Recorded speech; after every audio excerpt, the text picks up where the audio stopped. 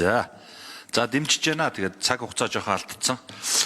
Бид хэд нөгөө засгийн газар хоорондын хилцээрүүдэд ингээд бас улс төржиж алдаа гаргаад нэг ийм одоо хор хохиролтой зүйл үлдчихэд байгаа. Тэр нь энийг хүлээж байгаа олон иргэдийн нийгмийн даатгалын тэтгэврийн асуудал байгаа. За үүнтэй адилхан сая бид нар энэ бензин дээр ч гэсэн нөгөө газар үндэсний бүтээгдэхүүн нийлүүлэх хилцээрийг батлаад тэгээд нөгөө онгоцны түлш гэсэн чинь бүр Чингис хаан буудлаа алдах гэж нэгэд ярьсаар байгаад ингээд зогсоодсон. За тэгээд тэрний асуудал чинь сая энэ бензин дээр сүүдрэн тусчлаа байхгүй. Тэгэхээр бид нар энэ асуудлыг энэ хилцээрийг яаралтай батлаад өгсөн зөвөө гэж ингэж бодож байгаа.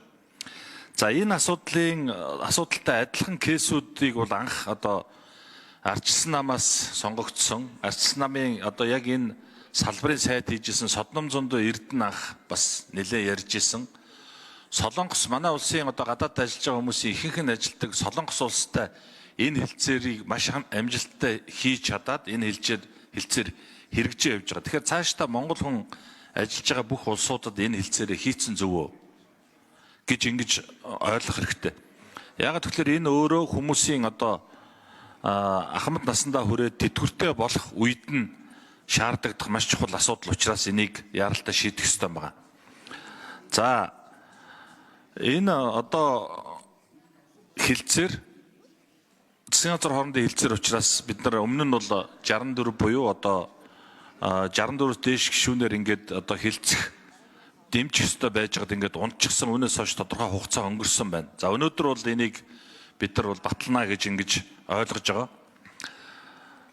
За ер нь бол бид нар 208 гээд албаныхан хэлж байна. За тэгээд зарим гишүүд 230-40 мянга гээд Монгол улсын хамгал сор болсон залуучууд гадаад улсад хатуухан хэлэхэд боолын хөдөлмөр эрхэлж байгаа. Тэнд одоо хүний эрхийн зөрчил, бусад зөрчил, ажлын байрны дарамт, янз бүрийн дарамт шахалтуудын дор Монгол залуучууд ажиллаж байгаа.